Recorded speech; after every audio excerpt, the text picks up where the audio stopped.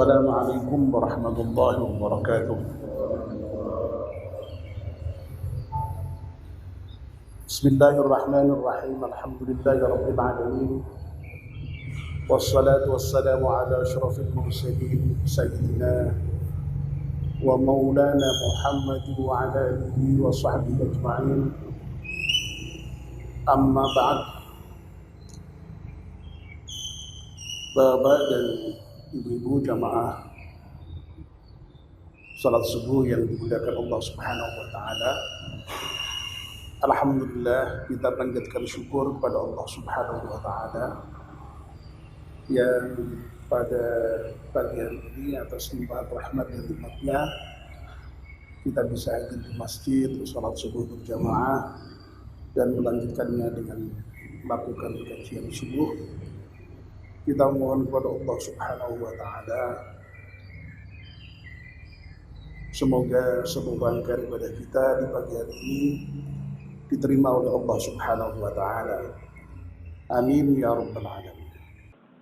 Kemudian yang terakhir, kalau Allah itu menghendaki ahli bait atau keluarga itu baik, wa absarahum uyubahum fayatubu minha. Kalau sebuah keluarga itu dikehendaki Allah baik, maka Allah akan menunjukkan kepada mereka kekurangannya, cacatnya, kelemahannya, dosanya, salahnya. Sehingga dengan ditunjukkan Allah itu, keluarga itu tahu kelemahannya itu. Keluarga itu tahu kekurangannya itu. Keluarga itu tahu salahnya itu. Nah, karena tahu, maka orang itu punya bisa perbaiki. Dengan cara apa ya? Dengan cara mohon ampun, dengan cara bertobat kepada Allah Subhanahu wa ta'ala. Loh, ini jangan dikira merupakan karunia yang tidak luar biasa. Ini sangat luar biasa. Karena apa? Nuwun sewu Bapak dan Ibu, pada umumnya orang itu tidak mudah untuk bisa menyadari akan kesalahannya sendiri. Tidak mudah orang itu bisa menyadari kekurangannya sendiri. Tidak mudah orang itu bisa menyadari kelemahannya sendiri. Orang itu pada umumnya cenderung untuk hanya mengetahui kebaikan-kebaikan dirinya, kelebihan-kelebihan dirinya, kehebatan-kehebatan dirinya, dibandingkan dengan kelemahan-kelemahan yang tadi itu. Makanya tidak salah itu kalau misalnya kemudian sampai ada pepatah yang mengatakan bukan, gajah di pelupuk mata tidak tampak, tapi kuman di seberang lautan atau semut di seberang lautan tampak. Ini saya kira merupakan ungkapan yang sangat luar biasa di dalam menggambarkan betapa memang kita itu pada umumnya orang tidak mudah itu untuk bisa mengetahui kelemahan, kekurangan, cacat, kesalahan dan dosa kita sendiri itu tidak mudah. Orang Jawa bilang, apa istilahnya itu? Uang kuwi ora ngerti ketoke dhewe. Betul gitu ya. Uang ora iso ndeloki ketoke dhewe. Betul Pak ya? Iya. Ora iso. Jadi itu juga lagi-lagi menggambarkan betapa keterbatasan kita itu ya, yang cenderung untuk tidak mau dan tidak mudah untuk bisa melihat kekurangan kita sendiri. Nah, ini luar biasa. Allah menunjukkan itu. Jadi kita itu seperti kayak diberi apa namanya kesadaran oleh Allah. Jadi, emak iso gregapi awake dhewe. Digeragapi awake dhewe. Oh, ini ternyata saya itu ada kurangnya ini. Oh, ini ada cacatnya ini. Lah repotnya memang kadang-kadang cacat atau kekurangan yang bersifat rohaniah atau psikis itu tidak mudah memang untuk segera diketahui.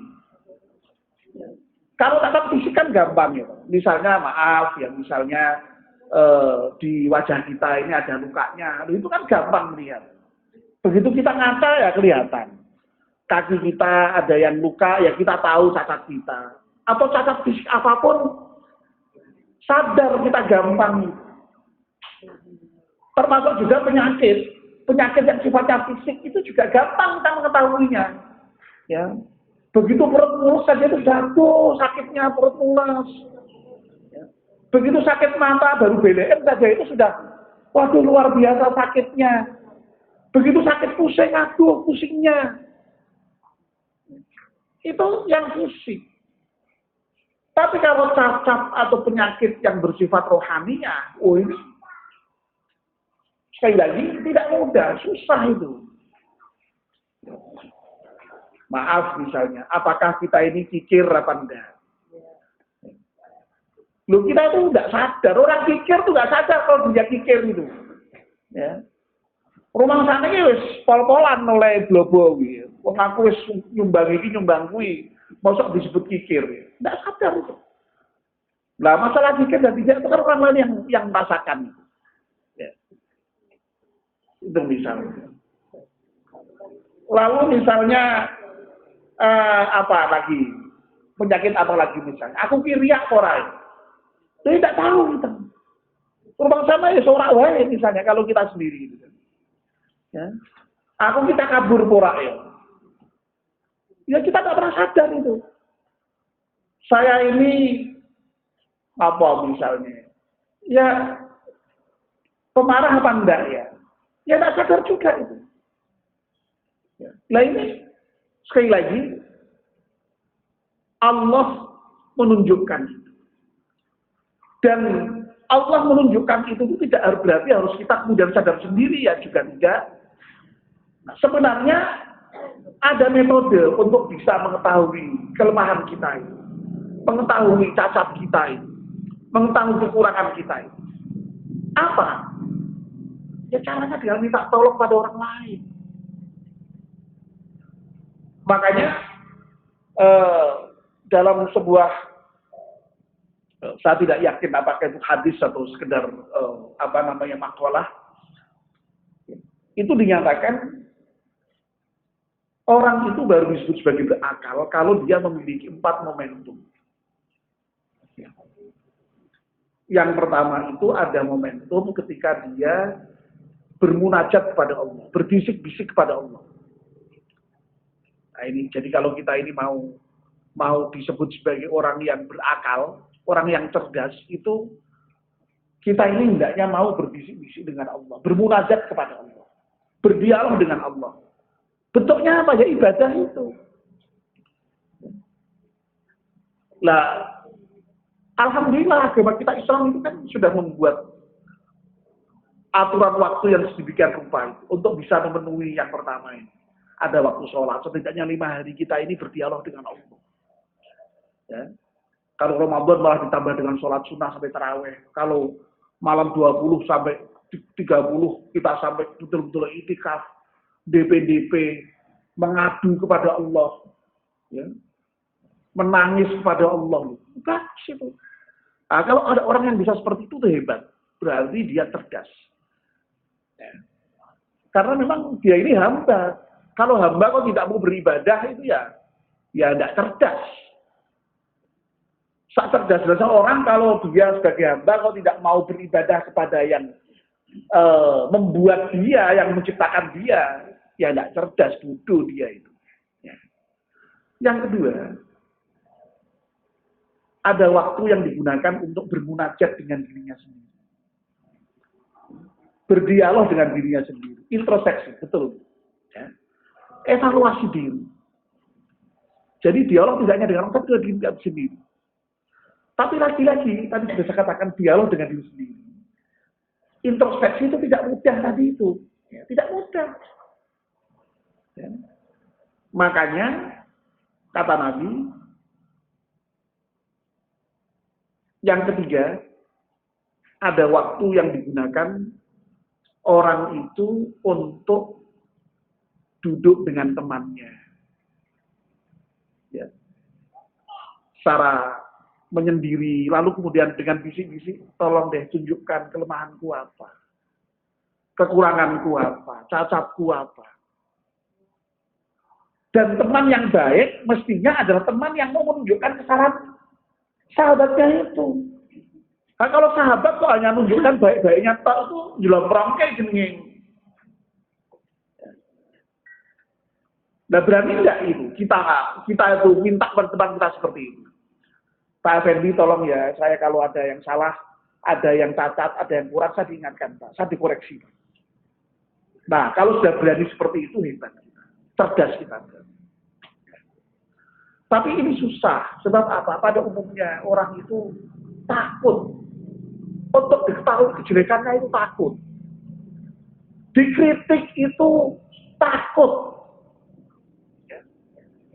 Padahal seharusnya kita malah terima kasih. Ada orang yang menunjukkan kelemahan kita, kekurangan kita.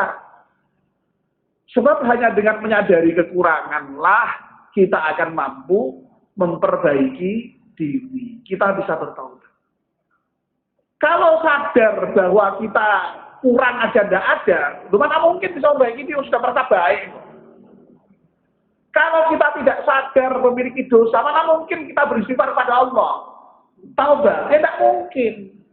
Taubat itu hanya dimungkinkan kalau kita menyadari akan dosa yang kita perbuat. Itu, ya. Nah ini, Bapak dan Ibu. Sehingga, jadi Allah memberitahu itu sekali lagi, bisa memang Allah kemudian ya membisikkan pada kita. Oh iya ya, aku ternyata kok sadar sendiri gitu. Bisa jadi. Tapi karena itu susah ya, kita mencari cara agar supaya kita ini diingatkan kalau ada yang salah, ditunjukkan kekurangan kita, ditunjukkan cacat kita, sehingga kalau cacat yang ditutupi, kalau kurang ya ditambahi, kalau jelek ya dibaguskan, kalau salah ya dibenarkan, kan begitu kan? Dan kemudian mau bertobat kepada Allah Subhanahu wa Ta'ala. Tidak mau sekedar cacat, kemudian diam, enggak, cacat ditutupi. Salah ya minta maaf. Ya. Dosa ya mohon ampun dan taubat kepada Allah Subhanahu wa Ta'ala. Nah kalau seperti ini, wah luar biasa. Makanya dalam tadi yang saya katakan hadis yang ada 4 hal tadi itu, orang cerdas tadi itu, yang keempat itu adalah orang yang apabila dia berbuat baik, dia itu bahagia, ya. Tapi kalau berbuat dosa, dia menyesal dan mohon ampun. Ya. Nah kalau kita itu sekali lagi berbuat salah, cacat, kurang, diingatkan Allah, diberitahu teman kita, alhamdulillah kan kita berarti bisa memperbaiki. Ya. Tapi kalau enggak, ya sudah lewat. Tapi sebaliknya kalau kita berbuat baik itu senang. Kalau kita punya potensi yang baik itu dikembangkan. Kalau kita punya kelebihan itu diasah. Ya. Nah itu sehingga potensi itu berarti tumbuh maksimal, tumbuh optimal. Ya. Ini yang diharapkan dan senang. Ya. Jadi orang mukmin itu sifatnya gitu. Kalau salah mohon ampun, tapi kalau berbuat baik senang, bahagia. Bukan sebaliknya, bukan sebaliknya. Ya. Kalau sebaliknya itu ya dilakukan kemungkinannya. Kalau berbuat baik menyesal. Ya sudah itu tanda-tanda wassalam itu. Kemarin itu kan ya disampaikan Pak Soleh itu. Jadi tanda amal diterima itu gampang katanya Pak Soleh itu ya. Kemarin apa namanya? Cirinya ya. Baru mau ibadah aja sudah senang. Baru mau ibadah senang, ya Allah. Ayo mangkat pengajian menjelang buka, senang. Senang gitu ya. Nanti bakal ketemu teman-teman, dapat ilmu, dapat makanan. Begitu datang, senang betul juga. Alhamdulillah betul ya, ketemu teman-teman, ada makanan, dapat ilmu. Ya. Pulang juga senang. Senang. Tetap bersyukur dia. Nah, tapi kalau mau berangkat aja sudah males, wegah, nggak senang. Males ya. Ngopo ning kono paling gue ya. Barang ning kene tenan ya. Malah suguhane wong teh karo roti. Lah namun sepene iki ya ning omah malah sak pirang-pirang, luwih werna-werna. Wah, apa meneh seramai ngono-ngono wae. Pokoknya ya serba grundel lah alamat itu. Simpel saja itu semua. Nah, jadi ini Bapak-bapak dan Ibu-ibu. Makanya kita diajarkan berdoa. Yang doa itu begini. Allahumma ja'alni minal ladzina idza ahsanu istabsyaru wa idza asa'u istaghfar. Ya Allah, jadikan aku ini termasuk golongan orang-orang yang apabila berbuat baik merasa bahagia, merasa senang. Dan apabila berbuat tidak baik, berbuat jahat, segera sadar, menyesal, dan kemudian istighfar kepada Allah Subhanahu wa Ta'ala. Jadi itu doa yang dituntunkan. Jangan sebaliknya. Ya. Sebab ada orang yang sebaliknya. Kalau berbuat jahat itu malah bangga. Jadi gali barang itu yang bangga, puas. Bahkan malah ditunjukkan. Orang ngerti bahwa aku ini sapa. Terus bintang ngerti aku gali loh. Ada yang bangga seperti itu. Ya. Nah ini luar biasa. Nah mudah-mudahan kita semua termasuk golongan orang-orang yang seperti itu.